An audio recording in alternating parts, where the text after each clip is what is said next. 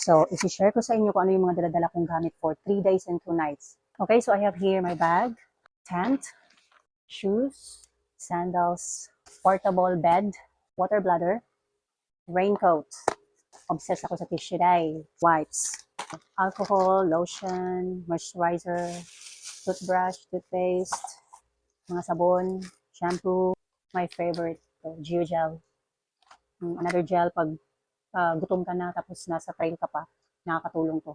Trail foods, knee pads, gloves, headlamps, extra battery, power bank.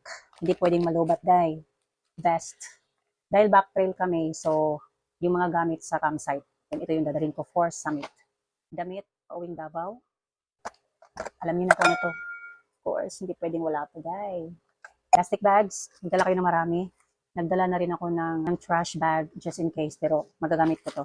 Medyas, malong, towel, warm clothes. Dahil malamig sa campsite, day.